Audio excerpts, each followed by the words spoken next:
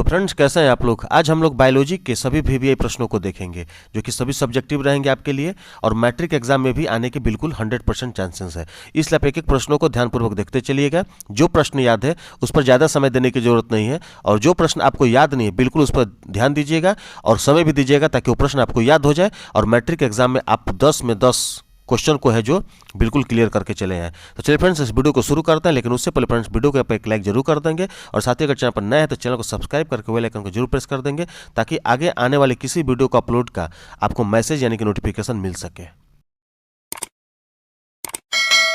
जैसे कि पहला प्रश्न यहाँ पर हम देख रहे हैं कि कोई वस्तु सजीव है, इसका निर्धारण करने के लिए हम किस मापदंड का उपयोग करेंगे। यानी कि अगर कोई वस्तु सजीव है तो उसका निर्धारण हम किस प्रकार से करेंगे, उसका मापदंड क्या होना चाहिए। देखिए एनसीईआरटी का ये है और 2012 के एनुअल यानी कि फाइनल एग्जाम ये प्रश्न आ चुका है, इसलिए अब की बार के एग्जाम के लिए भी ये वीवीआई है, इसलिए आप बिल्कुल ध्यानपूर्वक सुनते चलिएगा और देखते चलिएगा। चलिए इसका हम जवाब जानते हैं। यद्यपि हम अपने चारों ओर अनेकों वस्तुओं को देखते हैं, अब हमें इस बात की पुष्टि करनी है कि कौन सी वस्तु जीवित है तथा कौन सी वस्तु अजीवित है। इसके लिए हम उनमें होने वाली गति को देखते हैं।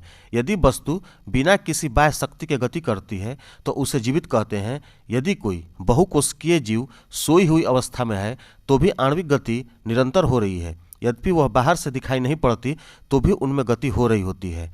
स्पष्ट है कि गति द्वारा हम सजीव तथा निर्जीव वस्तु का निर्धारण कर सकते हैं।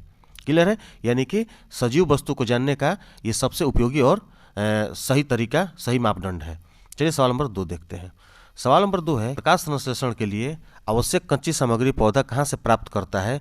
और ये प्रश्न भी एनसीईआरटी और 2012 के फाइनल एग्जाम में आया हुआ है। चलिए इसका हम जवाब जानते हैं। पौधों में प्रकाश संश्लेषण क्रिया होती है जिसके लिए निम्नलिखित 4 वस्तुओं की आवश्यकता होती है। जैसे कि पहला कार्बन डाइऑक्साइड CO2, पौधे इसे वायुमंडल से प्राप्त करते हैं। दूसरा आवश्यकता पड़ता है जल, पौधा इसे भूमि से जड़ों द्वारा प्राप्त करता है। तीसरा हो जाएगा पर्णरहित, यह पौधे की कोशिकाओं में हरित लवक में उपस्थित होता है। और 4 नंबर हो जाएगा सूर्य का प्रकाश, पौधे इसे सूर्य के प्रकाश से फोटोन ऊर्जा कणों के रूप में प्राप्त करते हैं जो क्लोरोफिल यानी कि ए में संचित होकर इस प्रक्रिया में आवश्यकतानुसार उपयोग कर लिए जाते हैं। क्लियर है।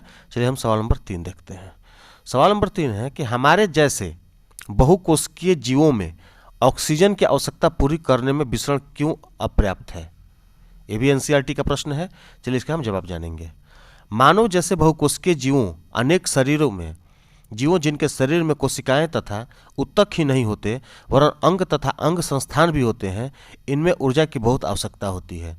अधिकांशतः अंग शरीर में अंदर की ओर स्थित होते हैं, अतः विसरण क्रिया द्वारा उन सभी अंगों को ऑक्सीजन नहीं पहुंचती है, जिसके परिणाम स्वरूप उनमें उपस्थित भोजन का ऑक्सीकरण नहीं हो पाता।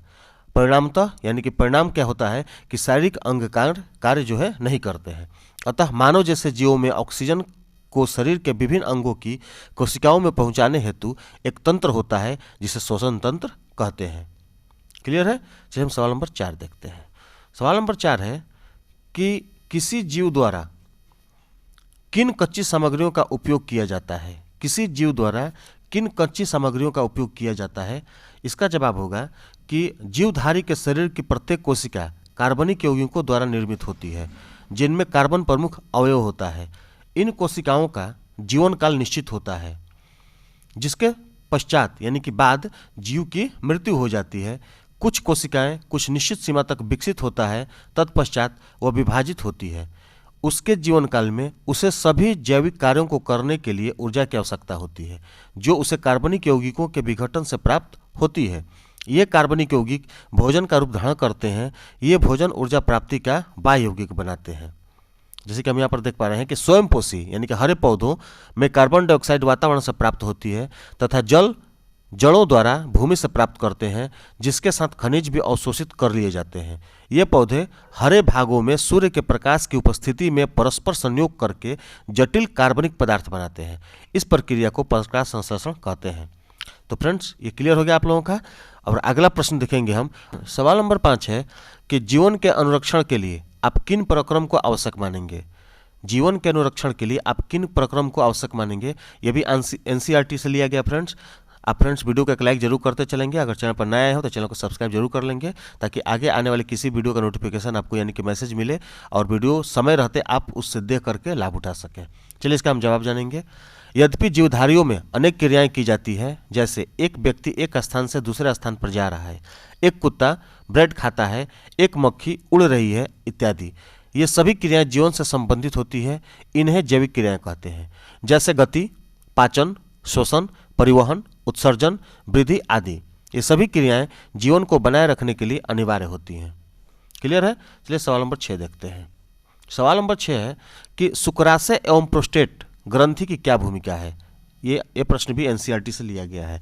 प्रश्न है कि शुक्राशय एवं प्रोस्टेट ग्रंथि की क्या भूमिका है। चलिए इसका जवाब जानते हैं। शुक्राशय एवं प्रोस्टेट ग्रंथि अपना स्राव शुक्र वाहिका में डालते हैं, जिससे शुक्राणु एक तरल माध्यम में आ जाते हैं। इसके कारण इनका स्थानांतरण सरलता से होता है। साथ ही यह स्राव उन्हें पोषण भी प्रदान करता है। क्लियर है? शुक्राशय एवं प्रोस्टेट ग्रंथि की क्या भूमिका रहती है। चलिए सवाल नंबर 7 देखते हैं। यौनारंभ के समय लड़कियों में कौन कौन से परिवर्तन दिखाई देते हैं। यानी कि जब यौन लड़कियों का शुरू होता है तो उसमें कौन कौन से परिवर्तन, शारीरिक परिवर्तन देखने को मिलते हैं, और ये भी एनसीईआरटी से ही प्रश्न लिया गया है। चलिए इसका जवाब जानते हैं। पहला होगा कि शरीर के कुछ नए भागों जैसे कांख और जांघों के मध्य जननांगी क्षेत्र में बाल गुच्छ निकल आते हैं। दूसरा होगा कि हाथ पैर पर महीन रोम आ जाते हैं। तीसरा है कि त्वचा तैलीय हो जाती है, कभी कभी मुहासे भी निकल आते हैं। चौथा होगा कि वक्ष के आकार में वृद्धि होने लगती है, यानी कि वक्ष का आकार है जो वो बढ़ने लगता है। और 5 नंबर होगा कि स्तनाग्र की त्वचा का रंग जो है गहरा होने लगता है। छठा होगा रजोधर्म होने लगता है, यानी कि पीरियड जो है अपने समय से वो आने लगता है। चलिए हम सवाल नंबर 8 देखेंगे। सवाल नंबर 8 है कि मानव में वृषण के क्या कार्य हैं। मानव में वृषण के क्या कार्य हैं, ये जो प्रश्न है एनसीईआरटी से ही लिया गया है। चलिए इसका हम जवाब जानते हैं। मानव के शरीर में वृषण संख्या में 2 होते हैं, जो शरीर के बाहर त्वचा की एक थैली वृषण कोश में स्थित होते हैं। वृषण के निम्नलिखित कार्य हैं। पहला है कि वृषण में शुक्राणु उत्पन्न होते हैं, जो लैंगिक जनन क्रिया में सक्रिय भाग लेकर भावी पीढ़ी को जन्म देने में सहायक होते हैं।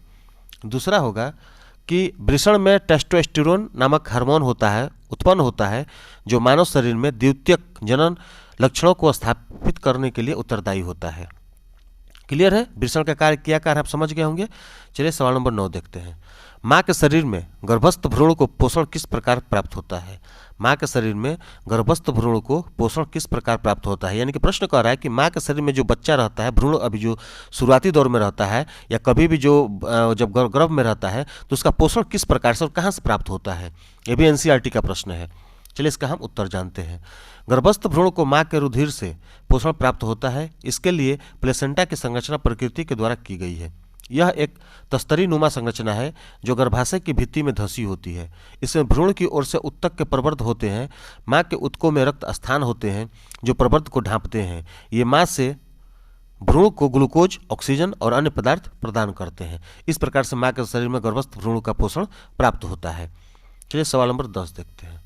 सवाल नंबर 10 है कि अलैंगिक जनन की अपेक्षा लैंगिक जनन के क्या लाभ हैं। अलैंगिक जनन की अपेक्षा लैंगिक जनन के क्या लाभ हैं। ये प्रश्न भी एनसीईआरटी का है। चलिए इसका जवाब जानते हैं। अलैंगिक जनन की अपेक्षा लैंगिक जनन अधिक श्रेष्ठ है। इसके मुख्य कारण निम्नलिखित हैं। जैसे कि पहला आप यहाँ पर देख पा रहे हैं कि लैंगिक जनन में शुक्राणु तथा अंडाणु के संयोजन के कारण डीएनए द्वारा पैतृक गुण वर्तमान पीढ़ी के सदस्य में हस्तांतरित हो जाते हैं, जो जीवित रहने के लिए अधिक शक्तिशाली होते हैं। जबकि अलैंगिक जनन में एकल डीएनए होने के कारण जीवित रहने की संभावना कम हो जाती है। दूसरा होगा कि लैंगिक जनन में डीएनए की दोनों प्रतिकृतियों में कुछ न कुछ अंतर अवश्य दिखाई देते हैं, जिनके परिणाम स्वरूप नई पीढ़ी के सदस्य जीव में भिन्नता अवश्य दिखाई देती है। जबकि अलैंगिक जनन में भिन्नता नहीं दिखाई देती है। यदि उसमें किसी कारण से भिन्नता आ जाती है तो जीव की मृत्यु हो जाती है। तीसरा होगा कि लैंगिक जनन उद विकास में बहुत सहायक है, जबकि अलैंगिक जनन उद विकास में सहायक नहीं है। क्लियर है? चलिए हम सवाल नंबर 11 देखते हैं। सवाल नंबर 11 है कि क्या आप कुछ कारण सोच सकते हैं जिससे पता चलता हो कि जटिल संरचना वाले पुनरुद्भवन द्वारा नई संतति उत्पन्न नहीं कर सकते। देखिए एनसीईआरटी का है और प्रश्न VVI भी है। चलिए इसका हम जवाब जानते हैं। जटिल संरचना वाले जीव पुनरुद्भवन द्वारा नई संतति उत्पन्न नहीं कर सकते, क्योंकि अधिकतर बहुकोशिकीय जीव विभिन्न कोशिकाओं समूह मात्र ही नहीं है। विशेष कार्य हेतु विशिष्ट कोशिकाएं संगठित होकर उत्तक का निर्माण करती है तथा उत्तक संगठित होकर अंग बनाते हैं। शरीर में इनकी स्थिति भी निश्चित होती है। ऐसी सजग व्यवस्थित परिस्थिति में कोशिका दर कोशिका विभाजन अव्यवहारिक है।